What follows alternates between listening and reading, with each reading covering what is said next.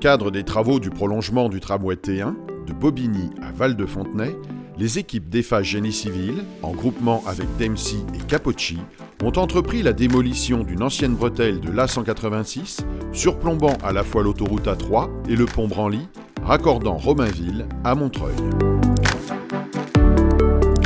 Une opération spectaculaire qui s'est déroulée sur 6 jours non-stop et qui a nécessité la fermeture exceptionnelle de l'autoroute A3 entre Bagnolet et Rosny-sous-Bois du 12 au 18 août 2021. Le chantier T1 Lot 18 est un chantier pour le compte du CD 93 en maîtrise d'œuvre Artelia.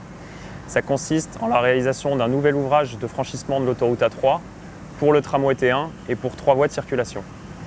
La deuxième partie du chantier consiste en la démolition d'un ouvrage franchissant également l'A3, qui est l'ancienne autoroute A186. Cette démolition fait partie d'un chantier global de transformation du territoire urbain avec un réaménagement complet. Donc cette autoroute urbaine se transforme en avenue paysagère qui accueillera le tramway, des pistes cyclables, des trottoirs et bien entendu quand même des voies de circulation dans les deux sens permettant de relier Romainville et Montreuil et limitant la coupure urbaine liée aux autoroutes.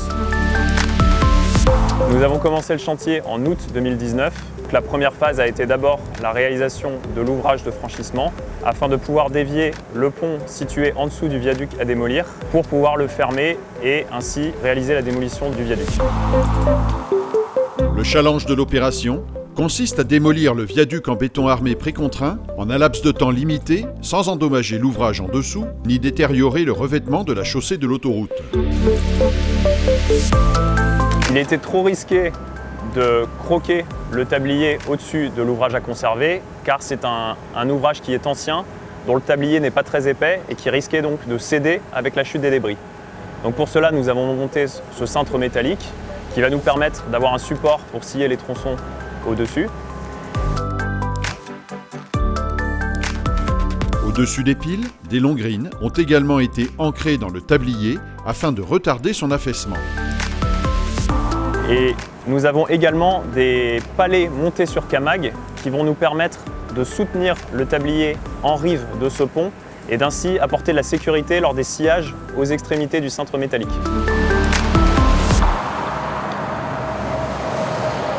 C'est le 12 août à 22 h, après la fermeture de l'autoroute A3, que les camags sont installés.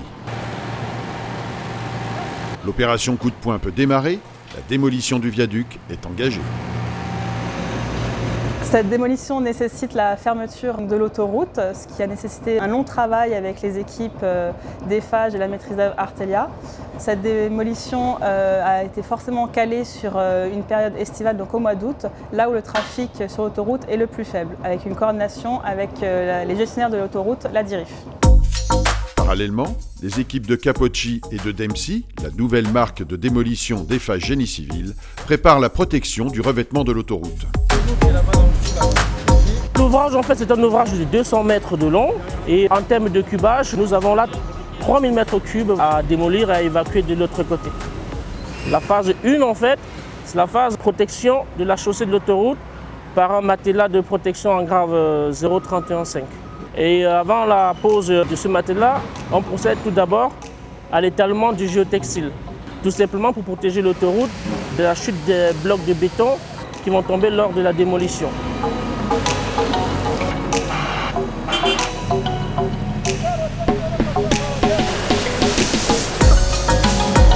Nous allons d'abord scier l'ouvrage au droit de l'ouvrage en dessous qui est à conserver, le scier en plusieurs tronçons, l'évacuer à la grue et ensuite croquer les extrémités de tablier en place sur l'autoroute.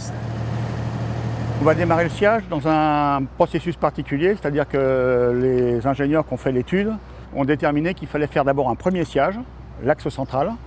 Quand ce sciage sera terminé, donc ils vont revérifier le vérinage en dessous pour le rééquilibrer. Et à partir de là, nous on fera 2 sciages de main qui seront les sciages d'extrémité, pareil, pour en fait désolidariser l'ensemble. Et après, donc on va découper des tranches, voilà, qui vont faire environ 50 tonnes et qui seront élinguées avec la grue. Et qui sont, au fur et à mesure qu'on va les couper, elles seront enlevées directement.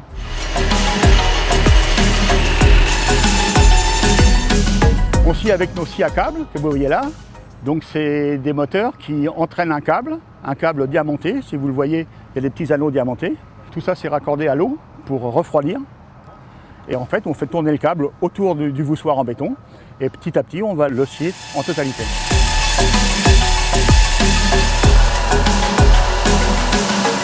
On a prévu à peu près 7 heures par sciage. Le point critique, c'est on va couper le milieu parce que du fait que c'est un pont qui est précontraint et en plus qui est en courbe, lorsqu'on va couper au centre, les aciers vont se recomprimer de chaque côté et on ne sait pas très bien ce que va faire le pont. C'est pour ça d'ailleurs que si vous voyez, il y a des renforts métalliques avec des tiges filetées qui ont été placées de chaque côté du sciage pour maintenir les deux blocs ensemble.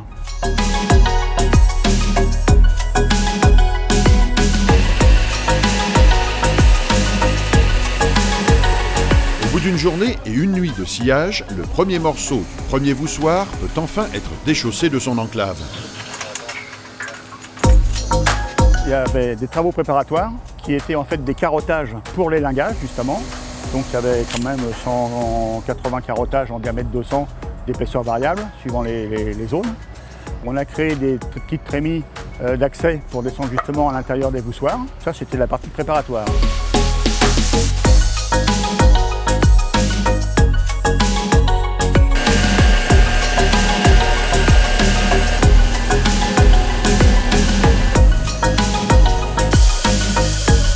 Le deuxième morceau du premier voussoir vient au petit matin, après une nuit d'acharnement contre les matériaux du béton précontraint.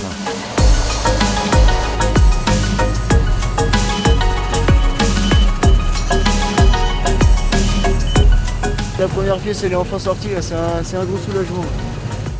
L'équipe a le sourire, mais la trêve sera courte car les hostilités ne font que commencer. Les camags sont retirés dans la foulée pour permettre aux engins de démolition d'entrer en action.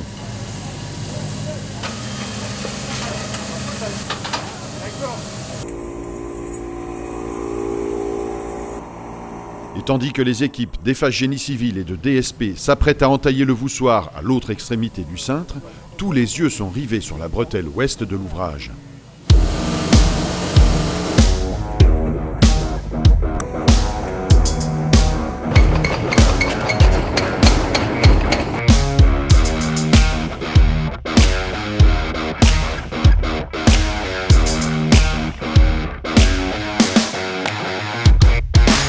Ça y est, c'est enfin bien lancé.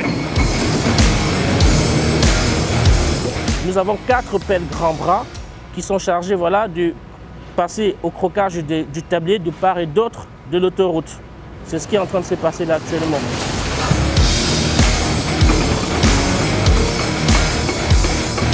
Le crocage entamé mobilise l'attention, mais n'entrave pas la besogne des équipes de sciage qui finissent par venir à bout du deuxième voussoir à l'extrémité est.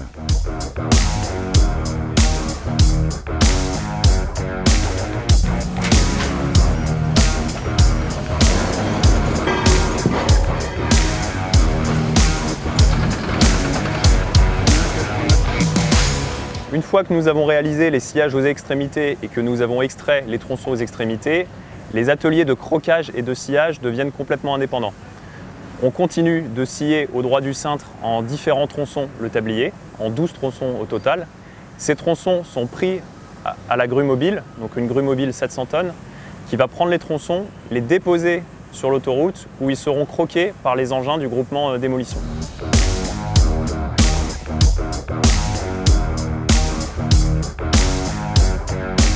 Et tandis qu'au troisième jour, les engins de démolition s'attaquent à la partie ouest du viaduc, le côté est s'effondre sous le martèlement acharné des brises-roches et pinces à cisaille.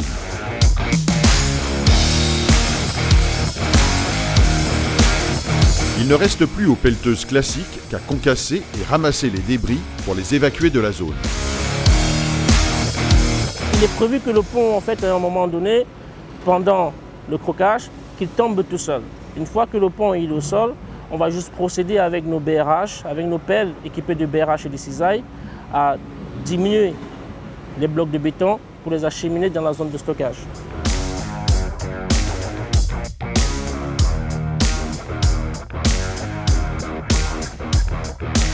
Le chantier bat son plein et progresse désormais à son rythme de croisière. La bretelle est attaquée de toutes parts et la zone de l'échangeur de l'A3 à Romainville ressemble bientôt à un champ de ruines.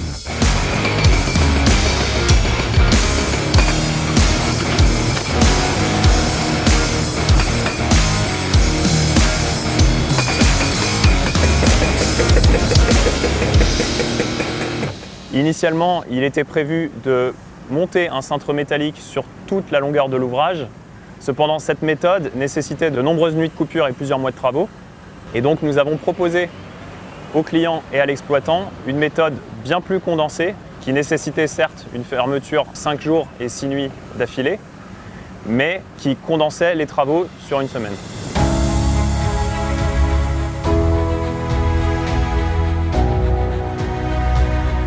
Les uns après les autres, les 12 tronçons de 50 à 65 tonnes sont extraits de la charpente métallique en parallèle du croquage.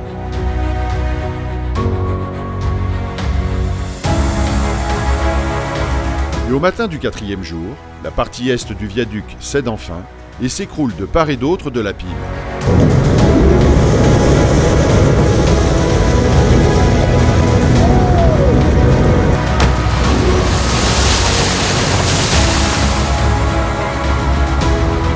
Une fois que ces pelles membres ont fini le croquage du tablier, nous passons en fait à la démolition des différentes culées de part et d'autre de l'autoroute avec nos pelles en bras courts.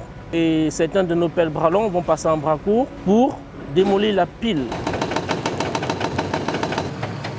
Après cette phase-là, nous allons procéder au nettoyage de la chaussée et puis nous allons réévacuer tout ce béton et tout ce matériau de protection vers la zone de stockage au niveau de la rue de Libre-Pensée et qui va être transformé, ou si vous voulez recycler, en béton concassé 0,315.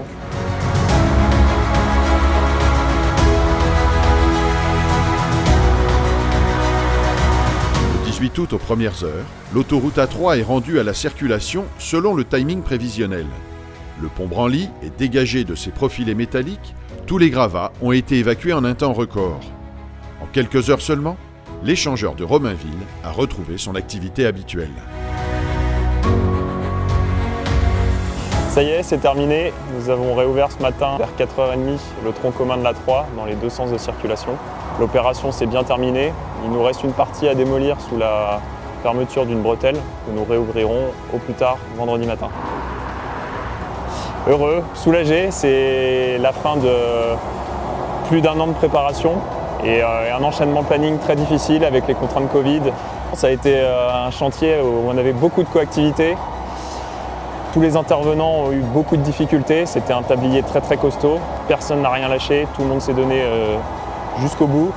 Et c'est ce qui a fait la réussite de cette opération. Chaque intervenant a eu un rôle clé. Donc un grand merci à toutes les équipes d'avoir tout donné.